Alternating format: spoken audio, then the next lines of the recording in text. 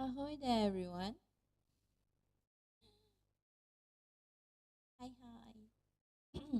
So this is my other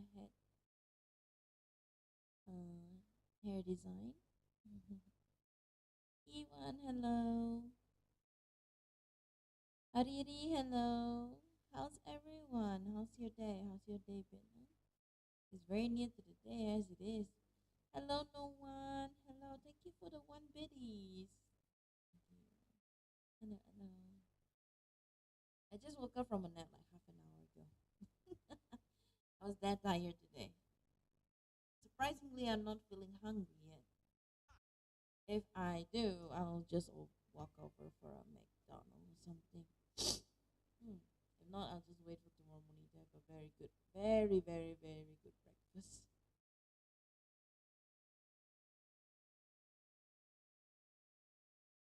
Mm. So we'll slowly add the toggles for this so that you guys can redeem it as well.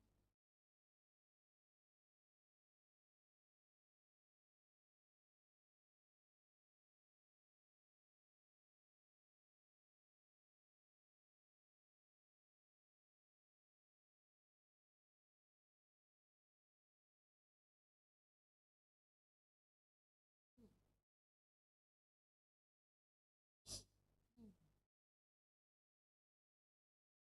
So how's everyone today? Are you guys excited for your Raya coming very soon? And now marking it since 1 p.m.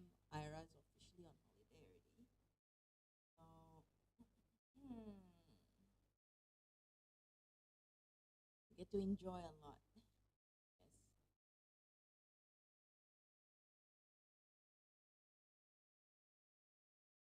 Entrance to the bunker is.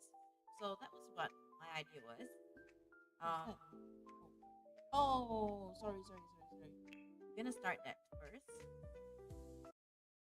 I was downloading video. Oh my silent this as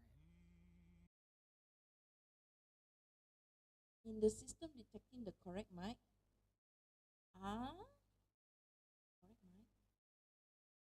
Mate kudasai ne. Testing 1 2 3. Here is a new mic. Yep, it's the correct mic. Is it too loud? Hello? Is it too loud? Yes, it's detecting my 1998 F998. Correct. It is better. I'm using my singing mic, singing recording mic. When you're in game, the mic sounds way louder than when off game. That is very true because it's detecting multiple mic inputs.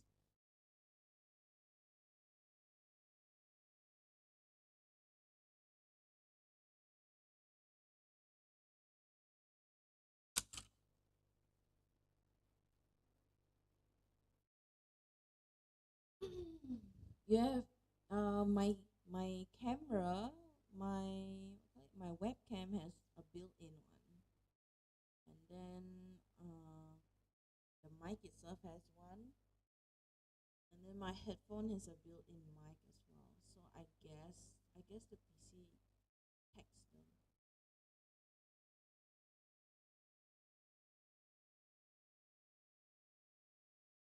Also, Ariri, you free next week for, or you be busy visiting? We have Raf on Thursday, and then Saturday next week we have Game of Life 2. We need to get more people. Well, mm, and apparently, if you guys heard the devastating news about Twitch right now, they're about to officially change how they do the monetization. It's very sad for most of us who's been on Twitch for a long time. But those new, they are very fortunate. Okay, now they're going to remove affiliate. They're only going to keep partner only. So that's very sad. But so monetization is making you work even harder per se, and they really want to fully utilize the monetization in a way that um, not only you stream how many hours and things like that. That one's normal. I mean, how many days in a month at least you cover them, which is their requirement. Um, they even want you to really engage with people. So they're encouraging collabs kind of stuff.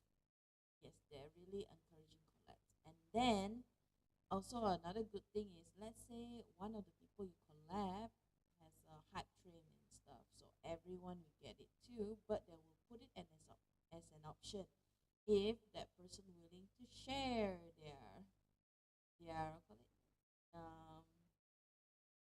what they get. I mean, all the sub train, all these things, are they even willing to share it with the people that in stream? I didn't catch anything you said. Okay.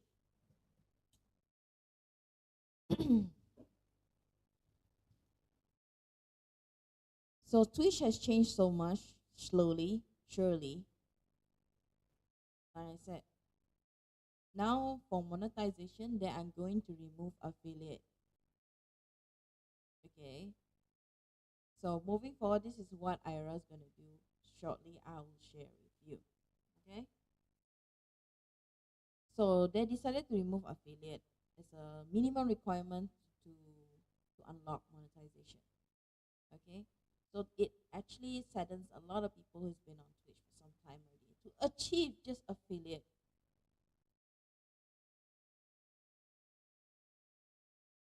So now they're gonna remove that and just only maintain partner only.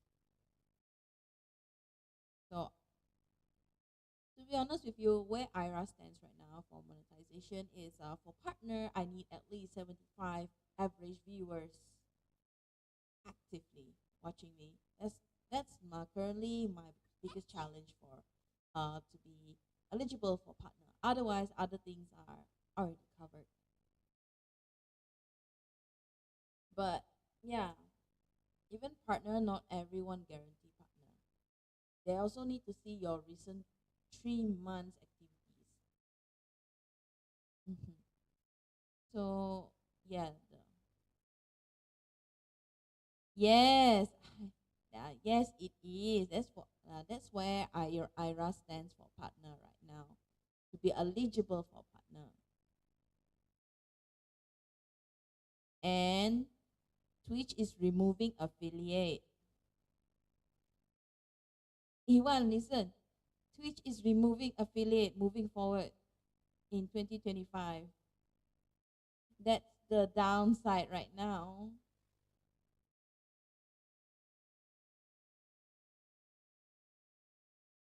That's their plan for 2025. Yes, but I don't know when they will officially make their move. But yes, they already make an official announcement that 2025, what's their plan? They are removing affiliate. They will only maintain partner.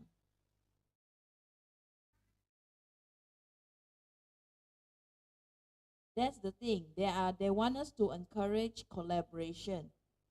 That's where but you are allowed to have sub and emotes at the start already. They are. That's why I said it benefits the new people. So you can have sub and emote at the start already. No, no, no. That is half true. Survive is another thing. All the additional monies and stuff in the future, partners will get the benefit. But for those who just started, you will have your emotes at the start already. And you are allowed for monetization at the start already.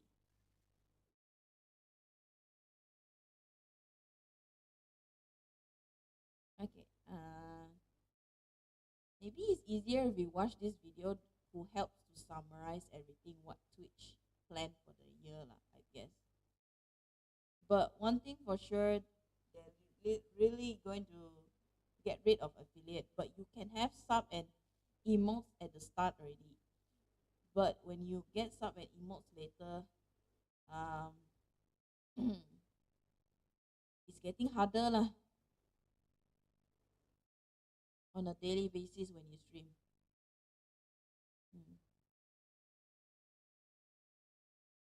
Because Aira from the start, even before affiliate, the first few months is a struggle.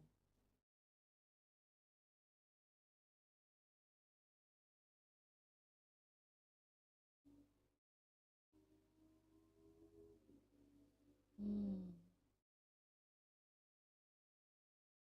But Ariri, to answer your question, they allow subs and emo at the start already. As long as you start streaming on your first day, you can do all that thing already. You can use the section for your creator, content creator section already. They already opened that for you. But you can start monetization already. But the problem is, um, they also have requirement, even though they allow monetization.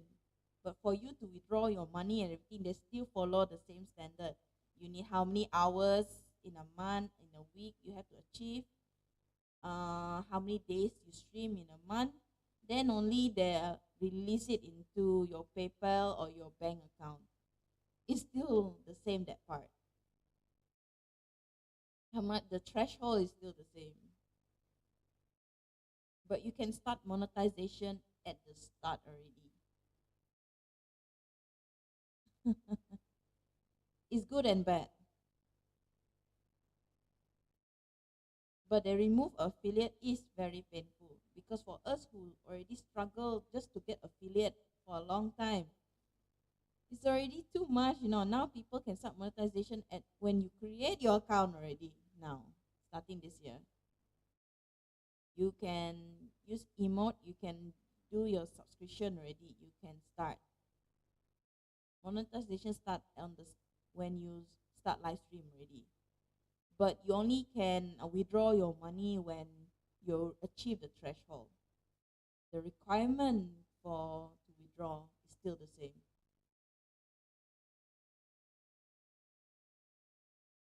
So that's why now they encourage collaboration. And then for collaboration stream, like out of 4 people, for example, if one person get hype train lah, get gift subs lah, when they are in share stream, there's actually an option whether you want to turn off or turn on to share your what you get or the prizes that you get. I mean, the gift sub you get, do you share, hype train share, something like that. You need to turn that off, I think, if you don't want to share with people. But they will allow that.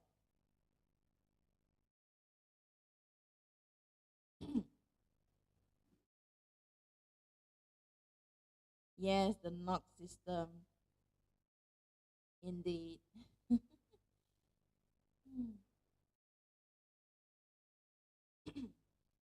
What else?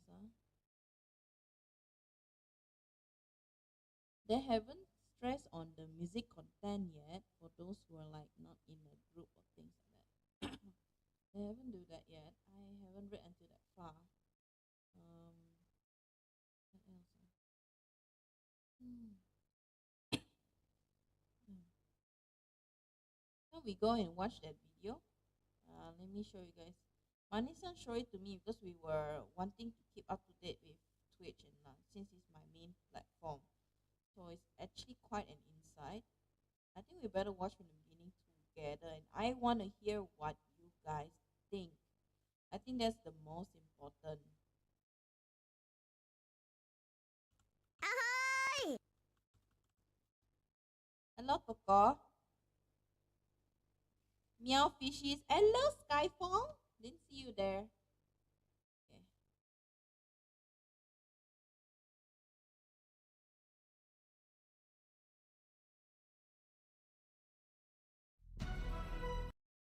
Okay, let's watch this video together.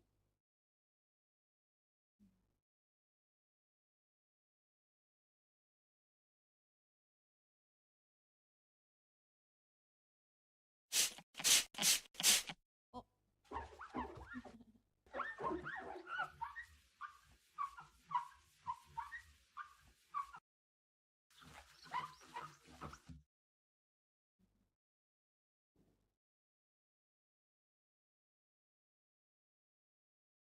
So it's something like this.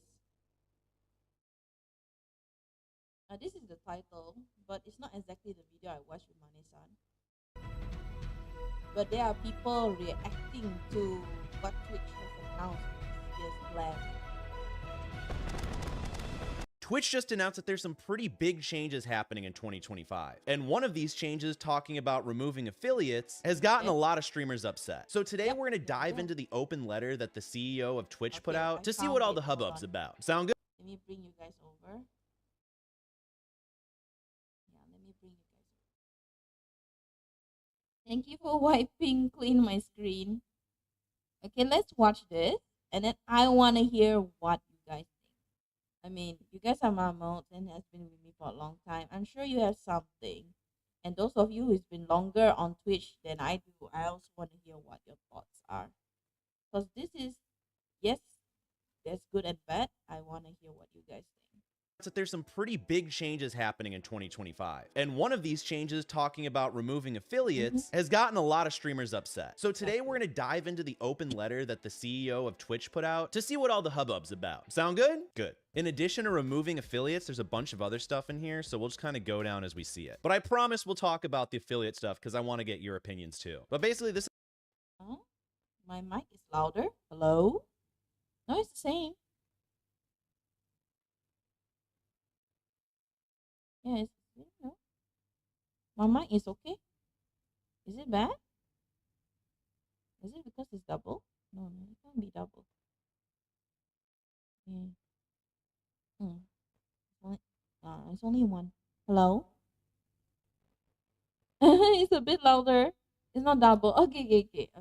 Let's continue the video. I want to hear what you guys think. I'll This is stop an when open needed letter to from the stop. CEO, Dan Clancy. And the beginning basically is just thanking streamers for another successful year. Talks about how they want to be the best platform for viewers and creators, and how This is the Twitch wants to volume I really want. prioritize Okay, can streamer hear you growth and better. Nice. monetization. Because word on the street is they're broke. And honestly, hearing that they want to help streamers grow is a huge thing for me. Because as I'm sure you guys have heard, if you want to grow on Twitch, the discoverability honestly sucks. So in order to really grow an audience on Twitch, you should be posting your content on more discoverable platforms like TikTok, YouTube Shorts, and Instagram Reels. And I've personally been doing this, and you can see that some of my TikToks have gotten almost 300,000 views, over 100,000 views, 60,000 views. So it's a great way to get traffic to start funneling to your Twitch channel. Unfortunately, it's like really time consuming, and I don't like having to put so much time and effort into it after I've already burnt out on my stream. But luckily, since it's 2025 and we're living in the future, AI can do most of the work for us. And it's one of my new favorite tools, and luckily they sponsored today's video, and it's called Nexus Clips. All you do is sign in Nexus Clips, link your YouTube or Twitch account, then you do your stream, then you'll get an email when your clips are all ready, and it'll give you so many different clips to use and tell you why they think they'll be good clips. So you'll simply click on a clip, you can trim it, you can change the layout, you can change the captions, and once it's all nice looking pretty, then you can either download it and upload it yourself, or you can connect your TikTok or YouTube and upload it from there. And doing this consistently will get us more and more eyes on our content, because at the end of the day, content creation is all about consistency. So if you want to take your stream to the next level, then use my discount code down below. But now if we scroll down, we can see that they really want to focus on growing your audience through collaboration, because we all know that besides posting on Very more short, discoverable though. platforms, collaboration has always been a great way to grow your stream. It says Yeah, collaboration is a core collaboration, part of guys. Twitch. Our This is a service is all collaboration. about connecting and creating with others. We want to make it easier to stream with a friend or bring more Coffee, people into the yes. conversation without a Oh. ton of planning and prep work. And their solution to this originally was the guest star feature, which they keep bringing up, but honestly, if you've ever used it before, you'll know it's clunky and kind of a See? pain in the butt. So Share I really hope hype that they're going to train. iron that out this year, Share because right is now up. it's kind of not great. Chat.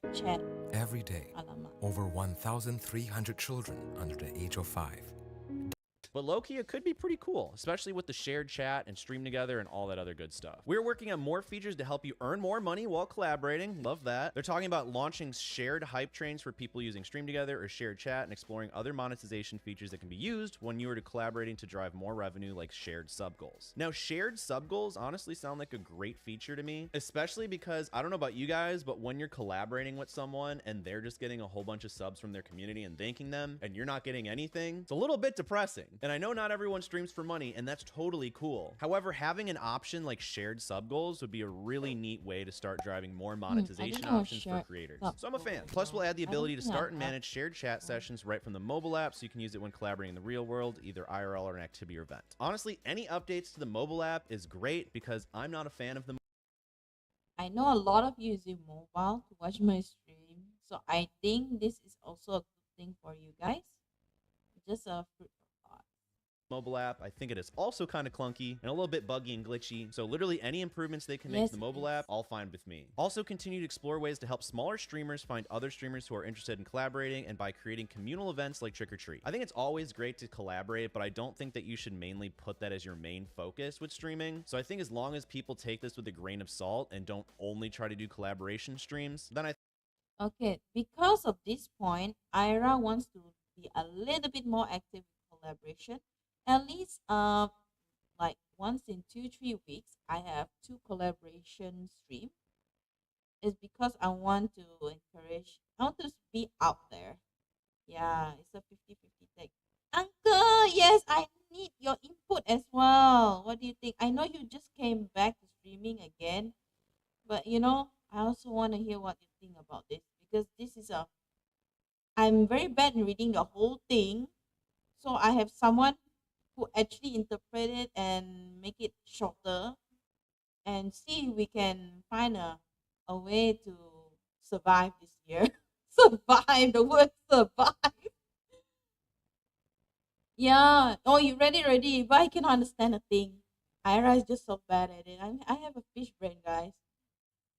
I think it'll be useful to them. Speaking of which, improving the mobile viewing experience. Perfect. We want to help viewers quickly find content to watch, help streamers grow their communities. Recent updates like the Discovery and Clips feed were built with that in mind. As we talked about earlier, especially with Nexus Clips, like making clips from your content is one of the best ways to grow as a streamer. So talking about Discovery and Clips and improving that system in Twitch is a big bonus for me. In the middle of the year, we'll be adding the ability to provide both landscape and vertical video through enhanced broadcasting, and we'll integrate the vertical video source into the mobile app depending upon the orientation of the phone. I think that could be cool. I don't know a ton of people that are using enhanced broadcasting, so maybe that will be a problem, but overall, I guess we'll just have to wait and see. We'll continue to invest in the feed to help viewers find content, reducing the time it takes you to load as you swipe, improving the quality of the streams we recommend, and exploring adding more signals like chat. Not much to say about that. Any improvements on the mobile feed or just helping viewers find your content is great. More ways to edit and share clips. Perfect. Clips help you capture and share your best moments. Agree. Anywhere and everywhere. They keep your community members updated on what happened if they missed your latest stream and help you introduce your content to new audiences off of Twitch. Couldn't agree more. This year will make it easier to find, edit, and share clips while giving you the tools to see how they grow your community. Now, this one might be the most exciting thing I've seen from this letter so far, because any way that we can keep all of that editing and stuff on Twitch is going to make it so much easier for new and beginner streamers to actually do the edits they need to make to their clips in order to make it actually not dog crap. Because currently you can't do too much editing on Twitch. You can make it vertical and you can kind of trim it, but you can't add like captions or any of that fun stuff, which honestly you really need in order to capture your viewers' attention effectively in 2025. Because TikTok ruined all of our attention spans. So if they could really flesh this out and have more editing options for streamers directly on Twitch, I think that'd be a banger update. Expect smoother editing, new ways to highlight epic moments live, and fresh ways to inspire your viewers to share your content far and wide. Literally everything I just talked about, awesome. Love to hear that. We'll be looking at more automated ways to find the best moments in your stream so you can share clips right after your stream. Now, when I mentioned today's sponsor, Nexus Clips, earlier, they have an AI tool that automatically scans for best moments. So it'd be cool if Twitch could also implement that. Yeah. I do have a concern though that I think AI is not quite there to find the best moments. I think it's a great way to see and get ideas for what your best. Yeah, as you guys know, I keep editing in my CapCut, but if Twitch can do it, that'll be great, man. Then I have less things to open and less device or less things to transfer here and there, you know. Best clips are from your stream. However, ultimately, I still think using the replay buffer or the clip that button yourself while you're streaming is ultimately the best way to find your best moments from your stream, instead of having AI scrub your streams or wasting hours going through your VODs to try and find those clips again. But I'm excited to see what comes from it. Now, here we go. Strap in. Unlocking monetization for everyone. We want... Okay, this one, those who just started, this one, you need to pay attention. Monetization has changed so much this year. You better condition well. You to be able to take advantage of our monetization tools, whether you're just getting your community started or have been on Twitch for a while. Drum roll, please. In 2025, we're excited to open up monetization tools, subs and bits to most streamers from day one. This will allow creators, regardless of their status, to grow their communities and start building earnings through direct patronage. So this is the section that's making a lot of streamers angry, and I'm really curious to see how you guys feel about it. So what do you guys think? Yes, this section also make me mad. You know how long it took me to go affiliate? 1 year. 1 year. I mean, like 1 year and 3 days, but still, I was affiliate on the 24th of January. I started somewhere on somewhere in second week of January when I first started on Twitch, and here they are. They start from day one.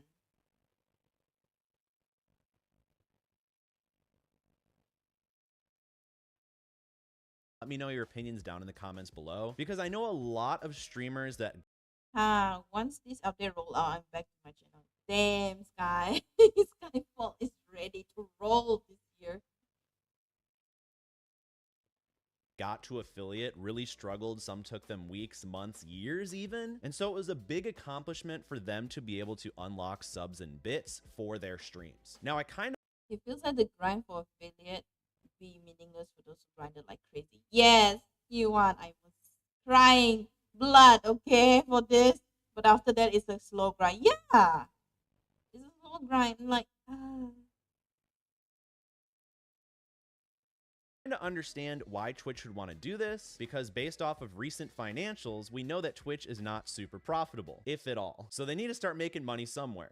90% of people in the market don't have a systematic key or don't follow the rules.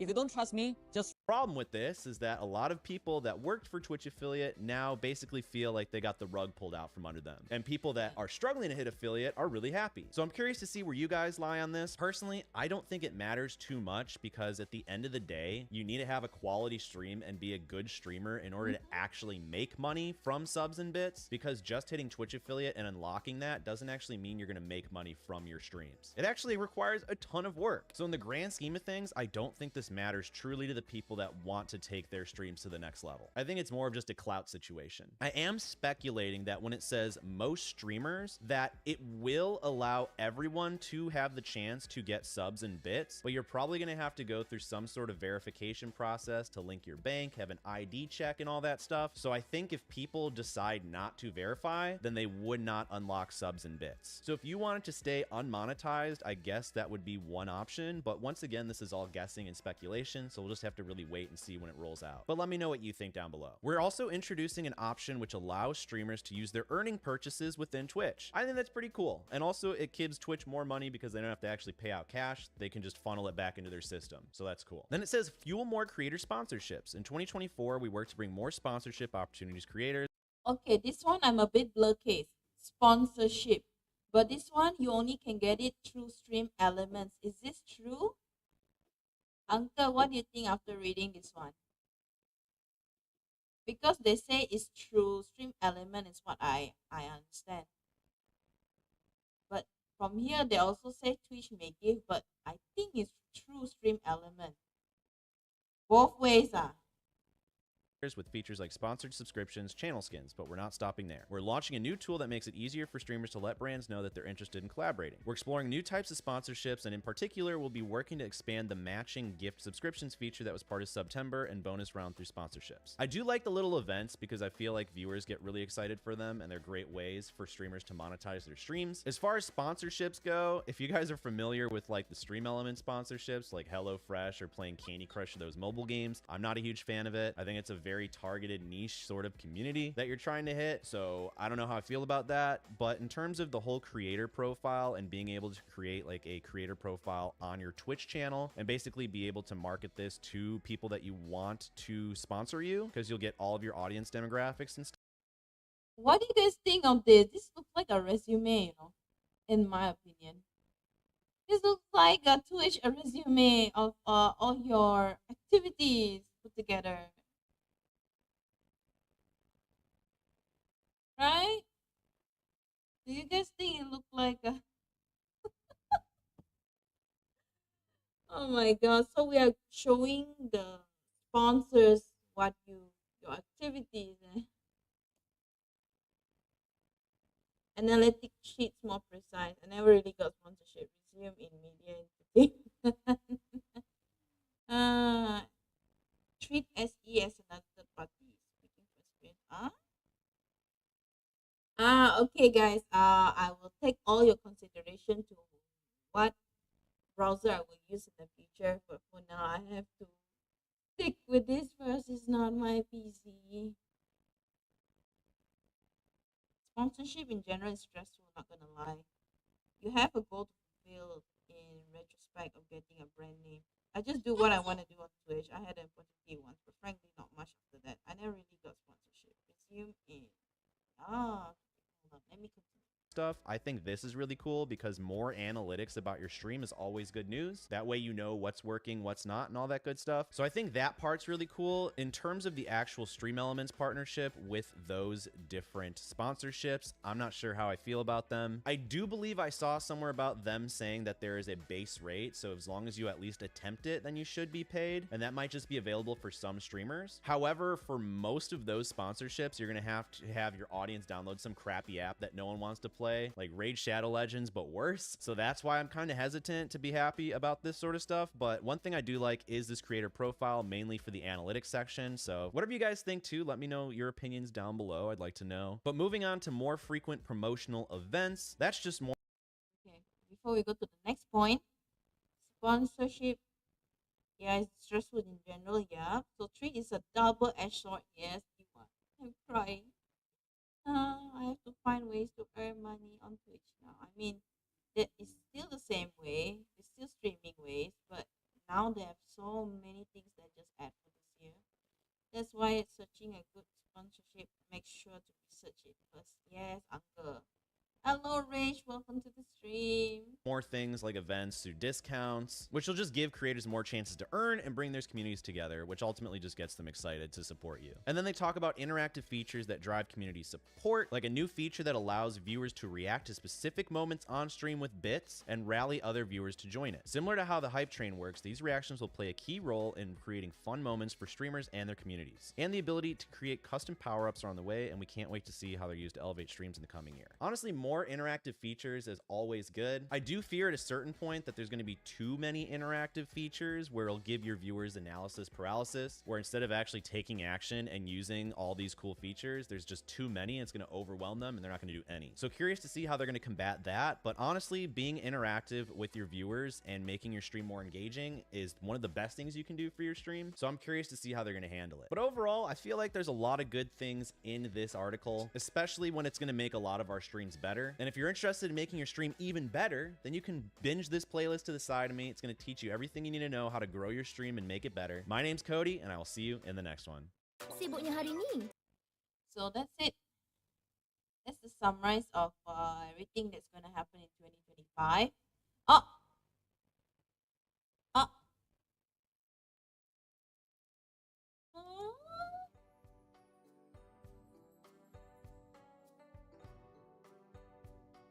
Thank you for shout for Uncle Kenji. I was shocked, man. I thought what happened suddenly. So yes, this is a summary of I think it's the most important thing. So Iwan, don't be mad. Okay, so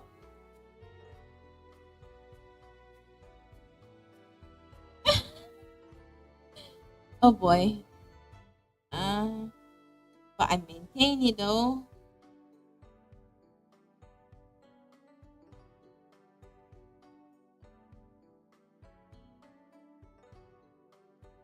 And new model. Hi Winter. Kinda. Thank you for 1 biddies. I mean, do you like it? Minister Aira. And it's a pre-made, but Aira will have this design as a reference sheet soon. I just want to improve my mermaid so that I don't look so plain. So I just add more accessories on myself. And I'm going to put more toggle redeem for you guys. So I have this hair. I know some of you like it.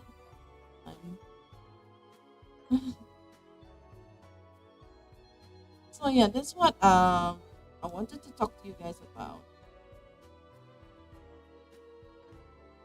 So this year, Ira's a bit worried. So I just want to hear what your thoughts are. For those of you who's about to start streaming this year, yes, there is a good and bad things happening. So all the subscription and emotes are available to you on the first day when you created your Twitch stream. How lucky you are. Yes, mobile mode view is good. They have improved that as well, which is a good thing too. Yes, I wasn't lying. It took me almost a year to be affiliate. Stating. And I've been streaming but now it's I think close to 3 years already. Yeah, I've been streaming for 3 years, but I was only serious on Twitch January, somewhere 14, 12, somewhere there. And then my affiliate is a year later and a few days, about 24th January, the anniversary this year. At that time, I was struggling with maintaining a viewership of, it was 5. Constantly, because my first few months, literally my viewer was 0 to 3. Yeah, I don't know how. Maybe because I was not very good in picking my. I don't know. And the game that I chose at that time, I think I was playing Genshin and things like that. Yeah, yeah, 0 to 3, 3 average. Yeah, you have to be a 3 average. I actually struggled there for the first, yeah, my first 6 months. I wasn't able to stream every day. Um, the latest 6 months of the year, I managed to pick up some consistency in my plan, because the first 6 months I wasn't sure what day was good for me, what time was good for me, and I wasn't able to meet a lot of people back then. Feeling like I was all on my own. Hello, Butter. Welcome to the stream. The number count sucks, but it takes you a total hour stream and divided by 3. Yes, Iwan. That's why it was very hard for me, because my stream wasn't very good quality stream, I would say, back then, because I don't really research this thing. I just go with the flow. How are you? I'm good. I'm good. How's your day been, guys? It's nearing special day. So Ira was planning to wear button wrong, but maybe not this year. Maybe I'll show you next year. I don't even know what design I want to go for, and then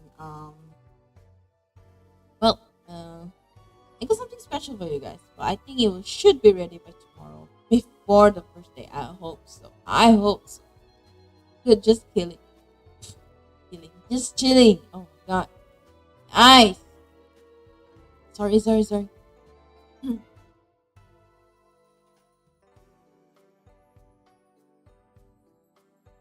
Ira is I don't know if you guys know.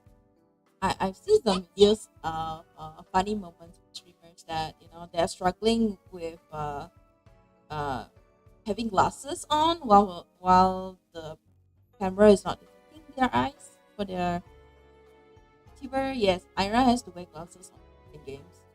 So expecting some weird blinking, winking going around. So we're gonna watch our Discovery channel. So upon yesterday's winning the wheel spin. So there was a 50-50 between the horror story of the sea and mystery of the sea. So I once again had to stress on this. Mystery of the sea and legends of the sea are two different things. A lot of people they always mix them up. So the mystery of the sea here means like folklore stories that your old folks or your ancestors tell you when you were a kid. That kind of situation. Legends is all those mystical creatures that people talks about to scare you. But they almost sound the same, right? So let's say the legendary siren that a sailor heard before they die, that is mystical. Am I too loud? Now that's mystical. Yeah, oftentimes exaggerated. I just want to stress on the different stuff. So just in case you guys pick mysteries of the sea because you thought it's about sirens and stuff. No. Not.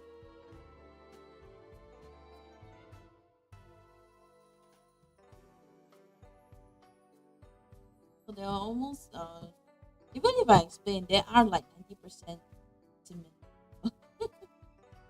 Alright, so we're gonna proceed with the horror of the sea. To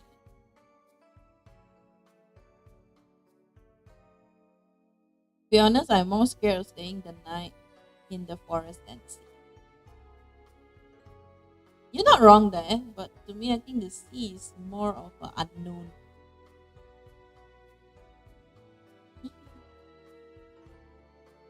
Forest is something like something you will know or predicted be there, but the sea you won't know because there's a gray lines or there's areas that you don't know whether they existed sea monsters because a lot of how do I put it? Something you know is small is actually huge. Vessel, the gray lines about things like that. Let's go watch this horror story. It's a 1 hour long video with 7 different kinds of it. They are all related to the sea, and is if I'm not mistaken, it is also related to the one person who is a diver. All these stories is by the diver. Boars viewing platform. What's that? Never heard of it before.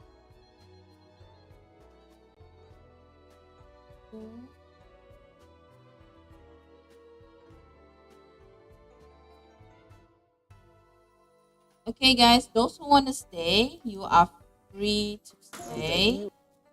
We're gonna have a 1 hour movie session. You are free to stay. If not, it's over.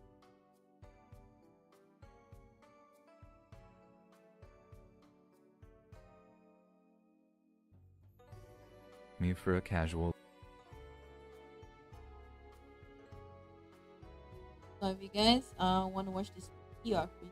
So make sure you have your popcorn ready. Right? I will type in chat.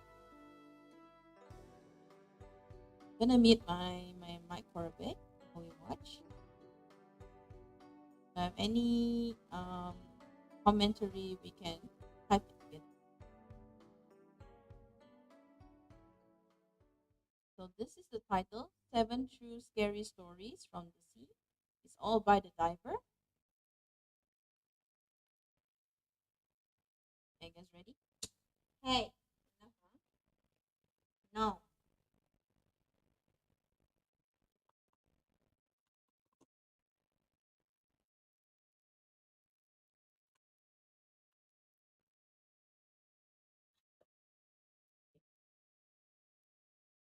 So if you guys have any question about the changes on Twitch, you can always talk about it in Discord.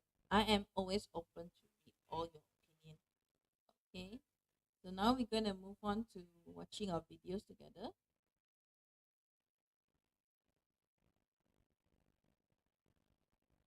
Yeah, no problem. So today's VOD is gonna be deleted. No worries. Enough, ah. I pat your butt again, ah. Okay. So let's start.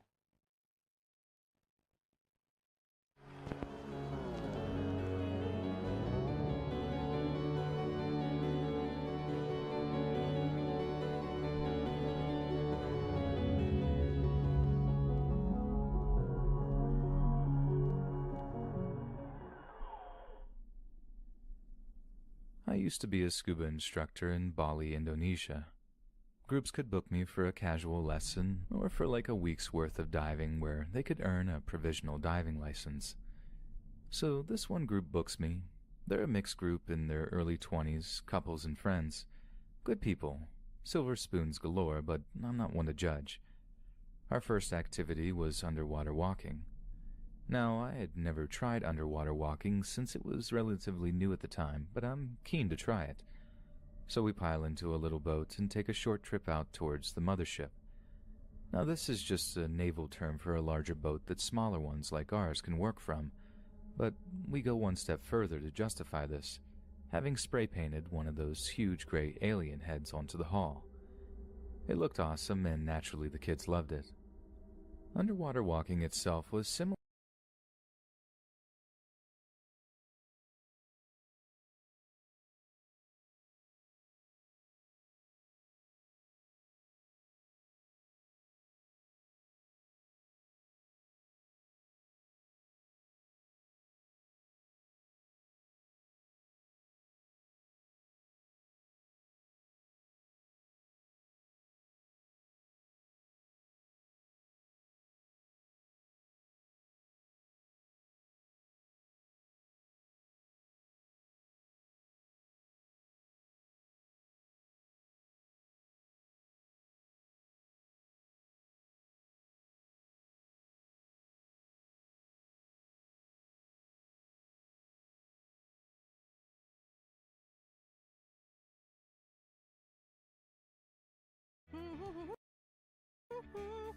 Want to step out but hate putting on sticky sunscreen?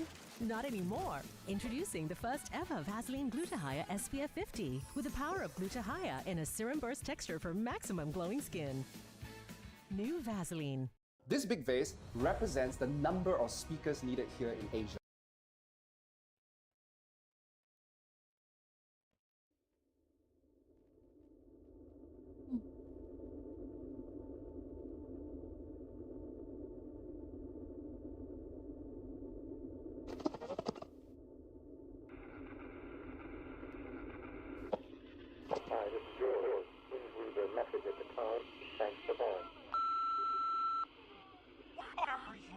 I've been trying to reach you for 5 days, 5 fucking days, and nothing. Where are my kids, Frank? Where are my fucking kids? Fucking kids? Fucking kids?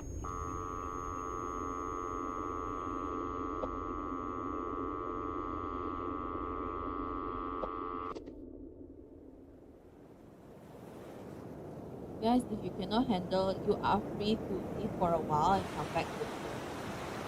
Okay, this video is about minutes. It's actually a horror story. It's a summer day, and you're out for an ocean swim. You take a breath. You head under. It's beautiful at first. You're in a whole new world. You keep going and going and going. As you come up for air, you notice the people behind you are quiet as nature's ambience has overtaken them. Sure. You just need one more look though, and alas, you take one more plunge. But it seems that you may have had a slight miscalculation. As your eyes draw into focus, you realize that there's nothing to focus on.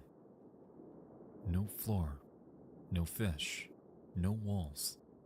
All there is a void of darkness, a cold, endless abyss gazing back at you.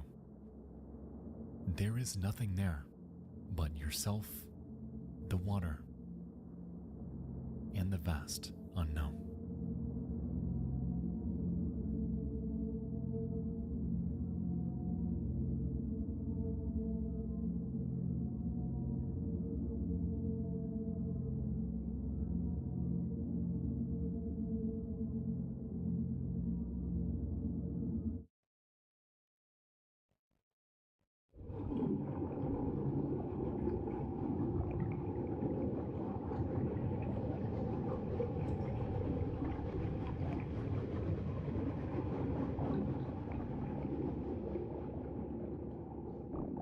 You know, it's funny.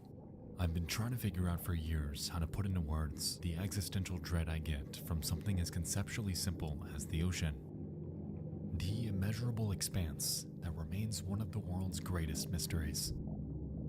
It is painfully unsettling that our current knowledge of it is minuscule, rivaling that of the moon and even the planet Mars.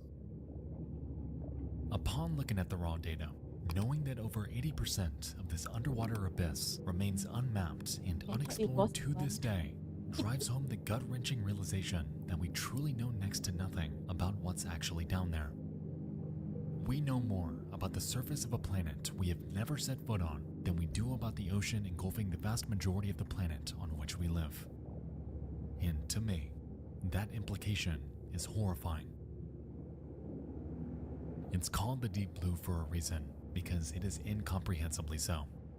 At just over 36,000 feet straight down, you can fit the entirety of Mount Everest with over 7,000 feet to spare. You could theoretically launch a jumbo jet off the bottom of the ocean's deepest point and hardly make it to surface level at its cruising altitude. And if you stack the Empire State Building end to end, you would need over 24 of them, one on top of the other, to reach surface level from its darkest abyss. Thalassophobia is a concept that encompasses the fear of the ocean, yet what it actually entails might mean something entirely different to you than it does to me. Some may fear the ocean's gargantuan, seemingly endless size, or fear nature's unforgiving wrath, or fear becoming stuck within it, or fear things that don't belong inside of it, or Oh fear my gosh, what we found, or rather, fear what we haven't. Much of what we think of when we imagine the ocean are visuals that we can logically comprehend. Reference points like coral reefs, the seafloor, and even sea creatures that share this world with us help us paint a mental picture that is coherent. In reality though, once you tread off the beaten path and veer over the continental shelf separating our world from theirs, what's actually out there is a seemingly infinite void and a macrocosm that we may never fully explore. All across the internet, we can find troves of video demonstrating the ocean's colossal scale.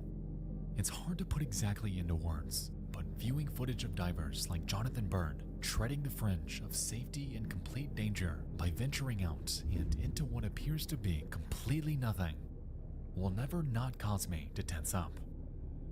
There is an entire world below them, a world shrouded in darkness, a world ripe for discovery, a world with caves, valleys, entire underwater oceans, and man-made relics, all just waiting there until the end of time.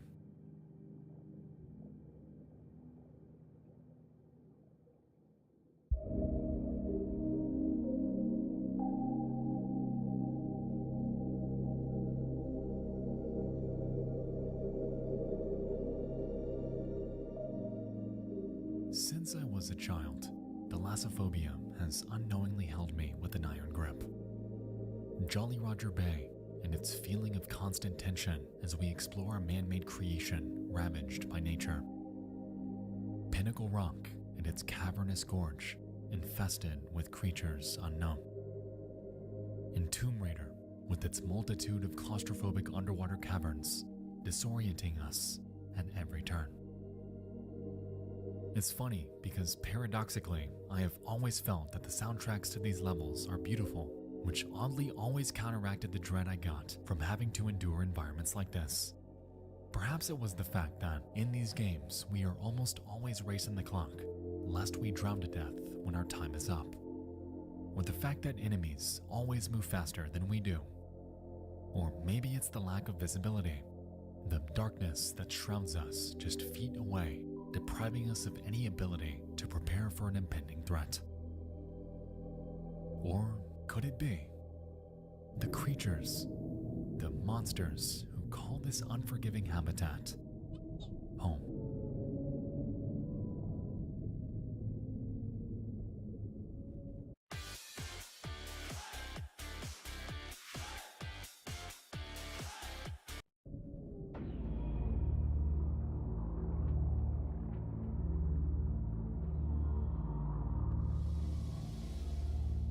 In early 2022, a video game released encompassing every fear that I have ever had regarding the ocean. It's called Iron Lung, and you may have heard of it through my fellow creators like Markiplier, Pyrocynical, and Jacob Geller. The game puts us into the shoes of a convict, trapped in a world far removed from ours. At the game's beginning, we're told that, out of nowhere, every single habitable planet was demolished in a cataclysmic event known only as the Quiet Rapture. With this, the future of humankind was left dangling by a thread, as only those aboard spacecrafts were safe from it. For years, the remaining survivors have done what they could to jumpstart humanity, navigating the vast frontier that is the universe in search of any sliver of hope that a habitable planet remains out there. Guided by nothing but dying starlight, mankind is confined to the vast expanse of nothingness, left to salvage the scant resources left behind on a multitude of barren moons. But on just a handful of them, we find a strange anomaly. Oceans of blood that might be the key to unlocking the resources we so desperately need to survive. You and I are tasked with boarding a makeshift submarine that was not designed for extreme depth, navigating an ocean that is completely alien from anything we have ever seen or known, left to search for and photograph natural resources that may not even be down there. To add insult to injury, the submarine will be welded shut and the window reinforced with thick metal. A rolling method of navigation, a map, a rudimentary control system, a single camera, and our own intuition, guided by whatever sounds we may hear down there. For all we know, we may not survive, but inside the iron lung, at least we won't know what killed us.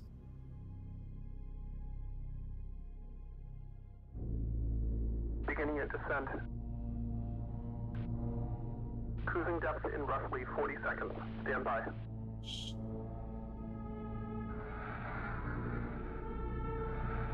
I'm seeing some voltage irregularities in the instruments, so keep an eye out for sparks or flames or anything like that. Approaching maximum depth. The hull's feeling it, but it's still holding strong. Closing port hole shielding.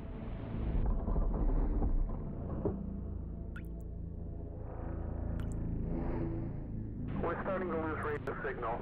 You'll be at cruise depth soon, so refrain and be careful. You're on your own. Good.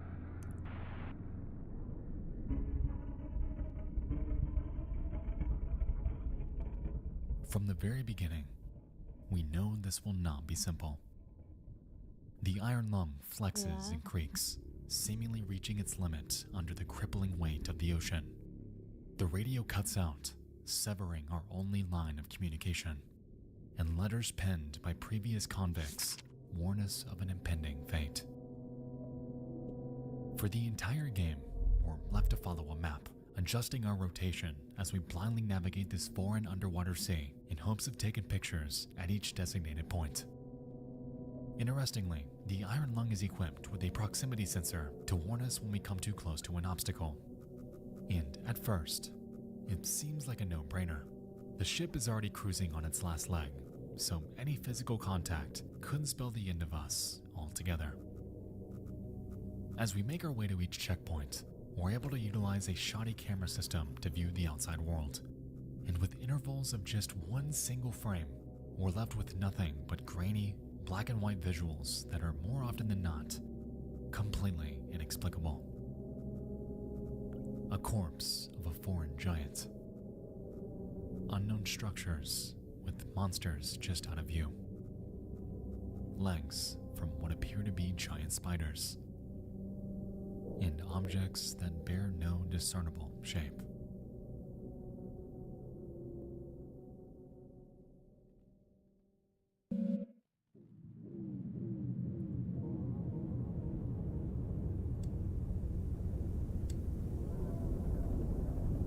The horror of Iron Lung comes interwoven within the very fabric of how it's played. We are confined to an iron cell, left with none other than the dread stemming from our own biases as our minds fill the blanks these grainy images leave for us. And on top of this, as we traverse this underwater hell,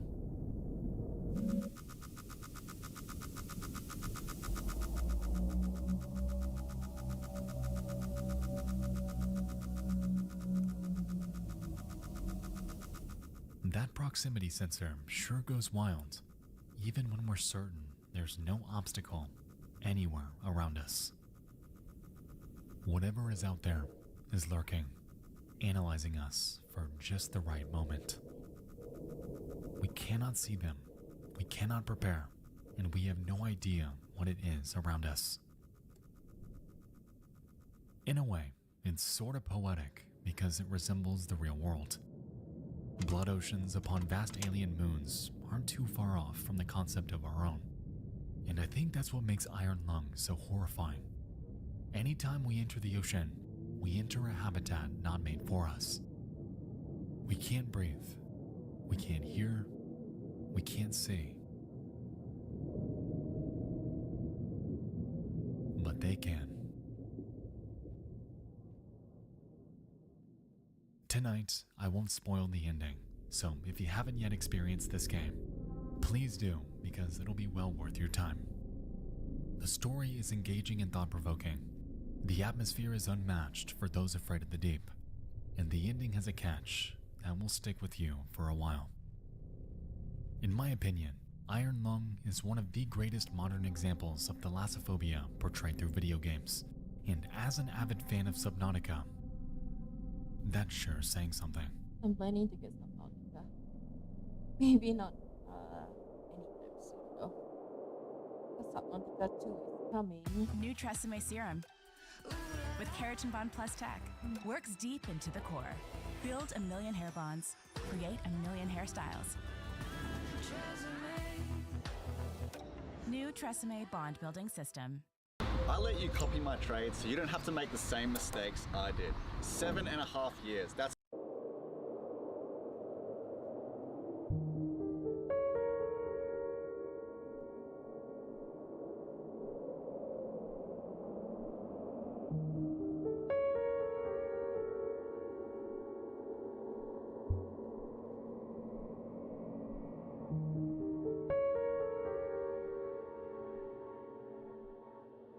Hidden inside the second chapter of Slug Girl, part of the horror world of Junji Ito collection, exists the story. The Thing That Drifted Ashore.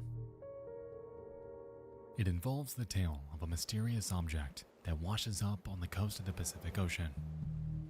It's a creature completely alien. It's gargantuan, Wait, I've slimy, seen it's disgusting. On its face are massive cysts and tumors with small appendages emerging from them. And worst of all, it smells.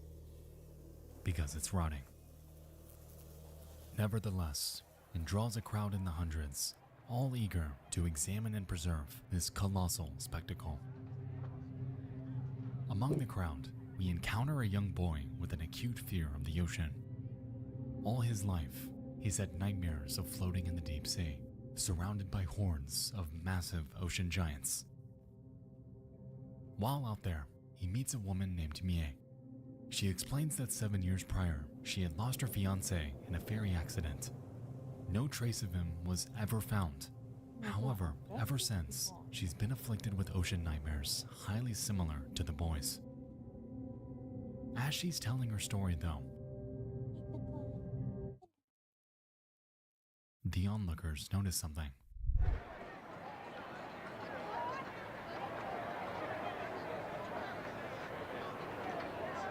The creature's skin has transparent spots, and on the inside are humans, entirely intact. They cut the creature open.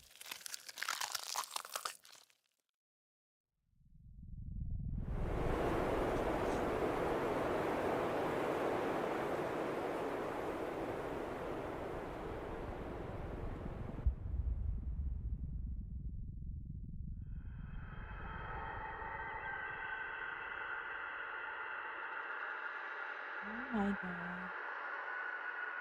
The people are still alive, and it's realized that one of them Yes, it's choking already. is Bie's fiancé, the one who went missing years ago. Shortly after, the bile-covered people begin to panic, crawling in all sorts of directions like inhuman monsters. As it turns out, They were trapped inside of this thing for years, living off it like parasites as it traversed the pitch black deep ocean. And the dreams they had of the ocean giants larger than a school bus were, in actuality, what those inside of it were seeing all those years. Because of their confinement, every person recovered that day was officially declared insane. And the story ends pondering on what else might be out there.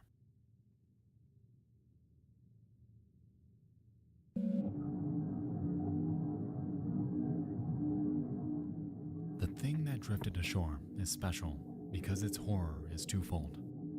On one hand, we have an ocean monster that lives off shipwrecked human beings.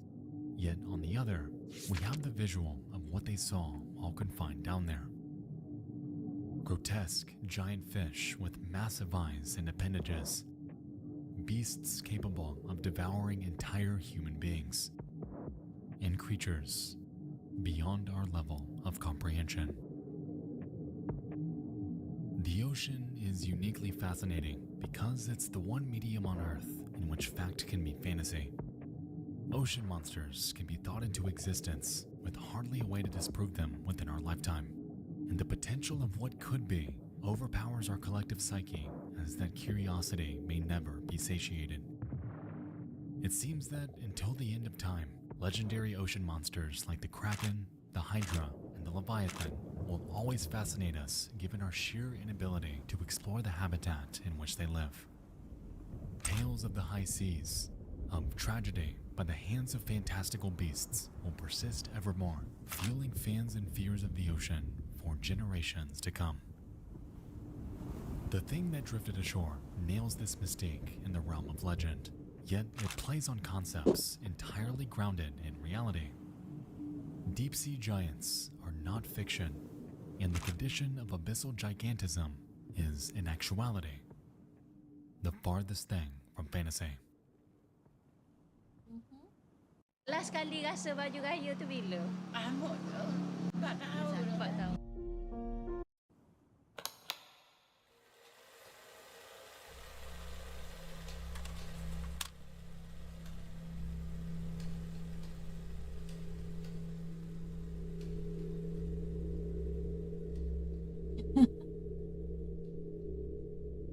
It does. Around 3,000 feet deep, the ocean becomes cold, dark, and full of creatures inexplicable. In lieu of the octopi, dolphins, and vibrant ecosystems embedded within coral reefs, we instead find species exhibiting bioluminescence, bearing foreboding teeth, and riddled with a curious affliction: colossal size.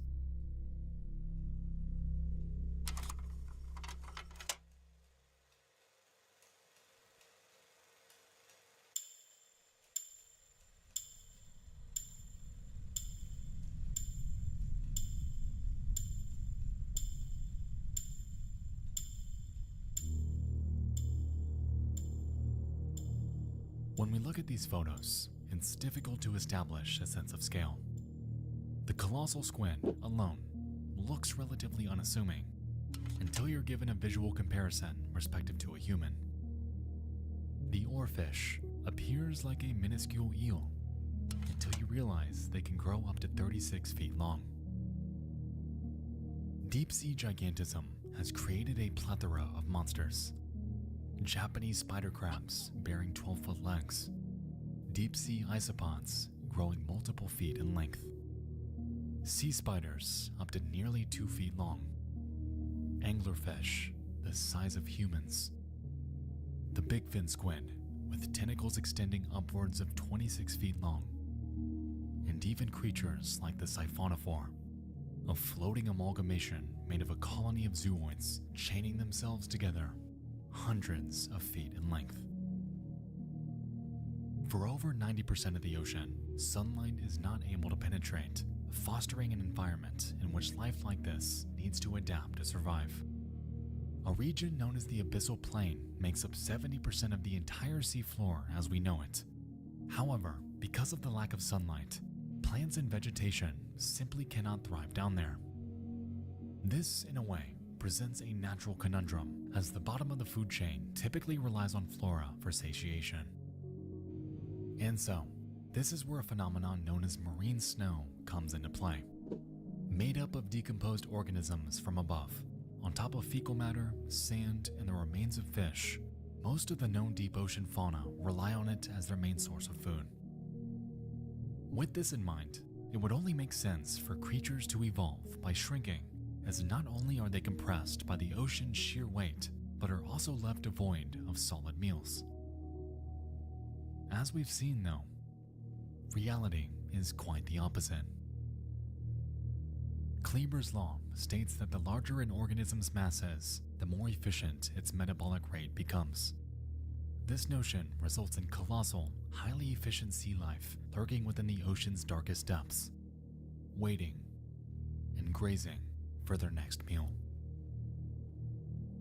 I would be remiss, however, if I did not state that these are mere postulations, as the phenomenon of abyssal gigantism is still being studied. Because of the historical impossibility of exploring the deep ocean, much of how sea life survives down there is entirely unknown. Alongside this, it's believed that over 91% of the ocean species have not even been discovered, compounding with the already extraordinary statistic that the vast majority of the deep blue remains completely unseen by human eyes. Up to this point, everything I've shown you in this video has fallen within the mere 9% of creatures we have seen. Now imagine what we haven't.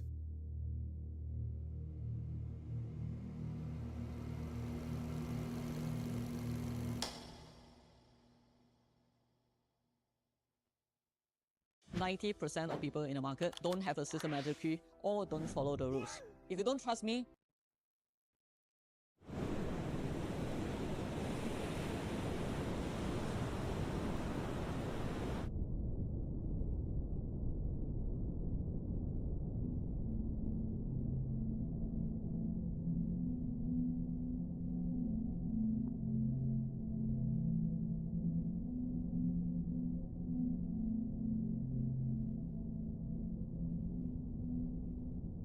it goes without saying that the ocean is treacherous, yet that hasn't slowed those eager to explore it. The allure of underwater caves, blue holes, and ocean cliffsides make for an experience both riveting and spiritually fulfilling. However, it's unfortunately fairly common for deep-sea dives to go awry.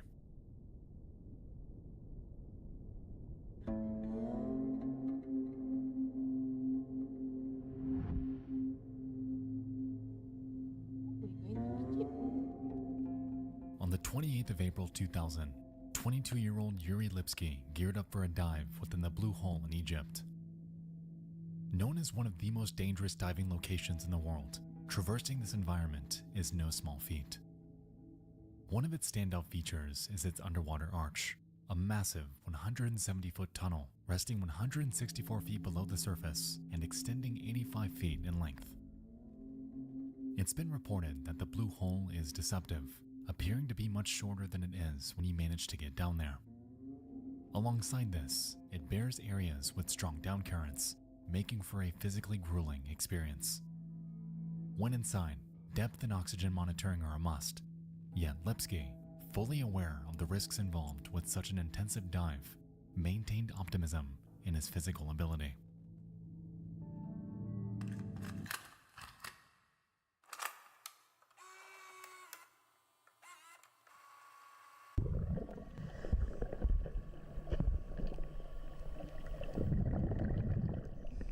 At 5:03 p.m., Lipsky embarks into the depths.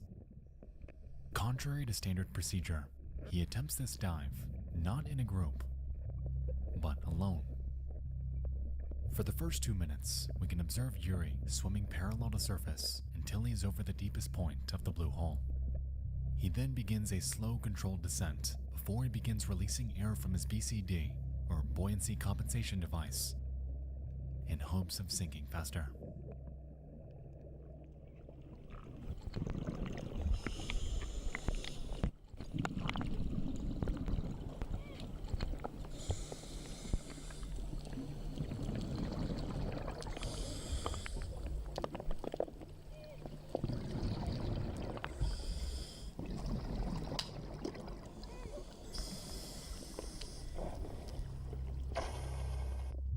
this point, his regulator begins to work harder to supply Yuri with the increased amount of oxygen he's taking in, evident by the numerous wheezes we hear throughout this footage.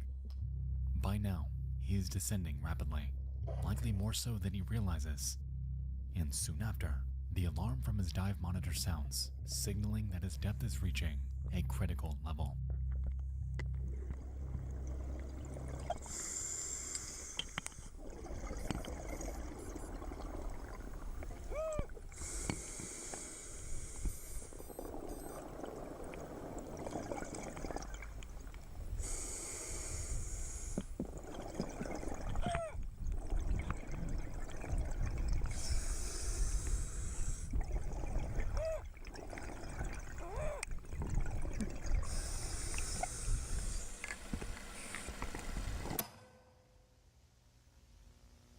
Yuri is now over 270 feet below surface, signaling a multitude of inconvenient truths.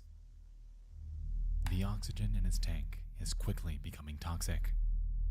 His buoyancy is dwindling, and an effect known as nitrogen narcosis is plaguing him, instilling a sensation of complete drunkenness.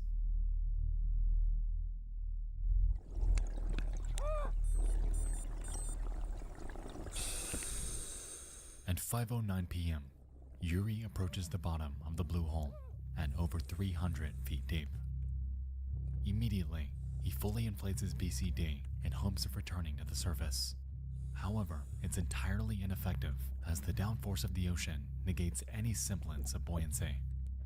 This realization appears to cause him to panic because his tank is now empty. He's disoriented. Yuri Lipsky is trapped.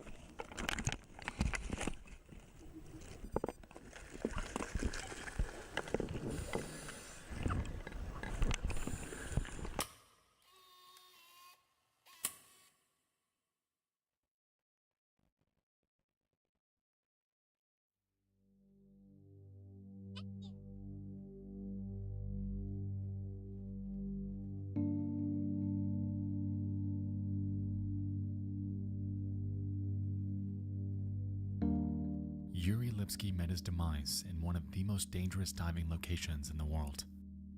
He embarked to set a personal record to achieve a depth that he had never before seen, yet in that pursuit lost his life to the grueling conditions of the deep blue. Since the incident, Yuri's body was recovered. However, the same can't be said for a multitude of others that have met the same fate. Online, you can find footage of divers discovering the remains of their counterparts, with their gear still intact. And it's haunting knowing that if those specific divers did not dive in that specific spot, their remains may have never been found, forever confined to the pitch-black crypt that is the deep sea.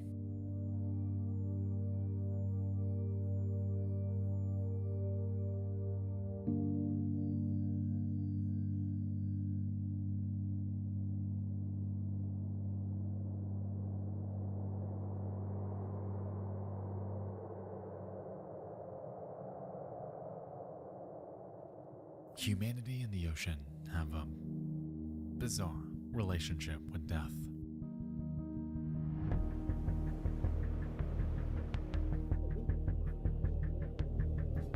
Superstorms leveling entire cities. Gargantuan waves rocking man's largest ships like a bathtime toy. And rogue waves that emerge from nowhere, destroying even the largest and safest of oil rigs. To this day, remnants of over 3 million shipwrecks exist on the seafloor, with thousands upon thousands of massive man-made objects accompanying them. Much like the remains of divers, these relics imply and signify defeat and death, lost by the hand of an environment we had set out to tame, and an everlasting token of failure. There's an interesting subset of thalassophobia called submechanophobia that delves into the very specific fear of encountering these relics in the wild. It's this primordial repulsion caused by the crippling uncanniness of an object that does not belong, compounded with the lack of any ability to determine its true size. Photo and video of the Titanic, of forgotten animatronics, It's the legendary Titanic, guys. of ancient relics, a massive anchor, of sunken airplanes, and the interior of shipwrecks are effectively fueling a newer, more recently discovered phobia made possible by the rise of cameras able to document them. But it isn't always abandoned structures, though, as video, like this one,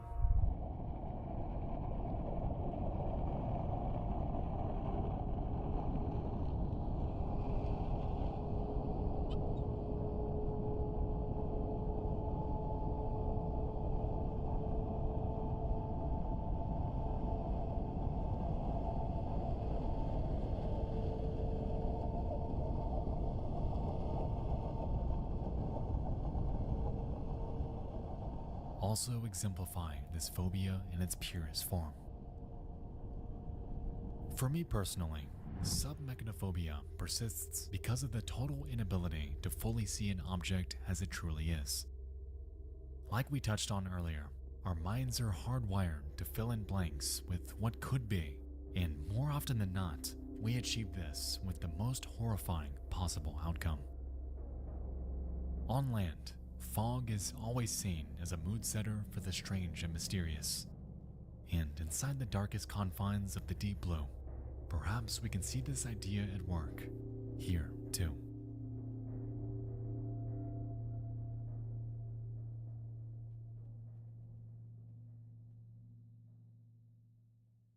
Huggies Dry Pants percuma, hadiah eksklusif Upin dan Ipin. Jom beli sekarang. Dutch Lady Max Grow, optimumkan pembesaran, hidupkan harimu. Almost the end, guys.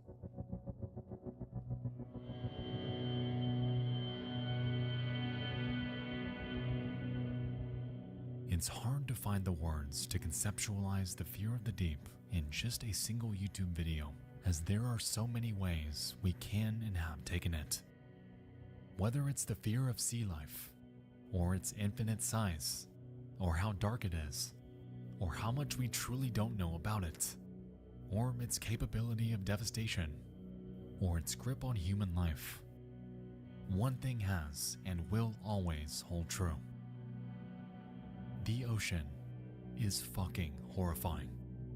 It's an unforgiving frontier harboring some of the most harrowing life and environmental enigmas on the planet. It is and always will be one of life's great mysteries, an entire world we share yet know so little about. The vast majority of the planet, yet completely uninhabitable by mankind. Throughout history, it's been said that the moment you enter the ocean, you enter the food chain. Yet, contrary to how it is on land, in their world, in their vast abyss of darkness, humankind is nowhere near the top.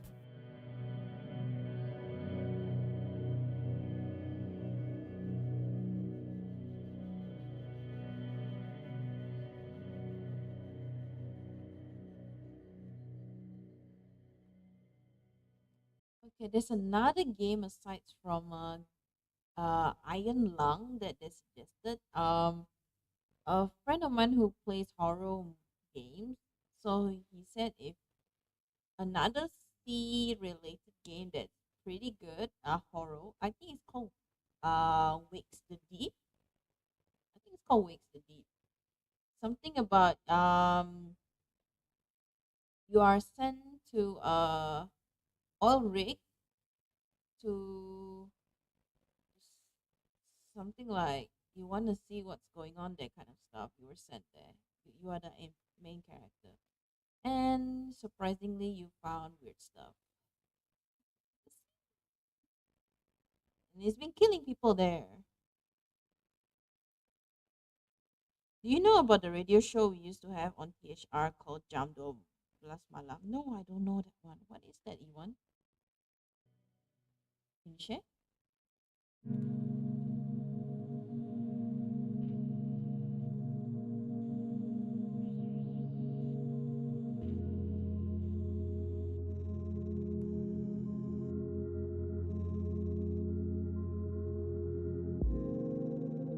I think that's it. It's finished. That was the end.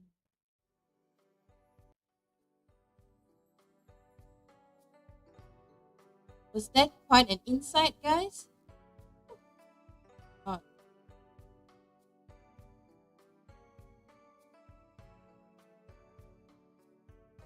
interesting, right? Thank you. It's like I will make a short for this, but the full video will have to be removed by the end. I will leave what is leave and for this one. I'm also recording it on YouTube, so I will remove the one on Twitch. One I will put it in. Yeah. We're gonna end YouTube channel. We end. Be right back.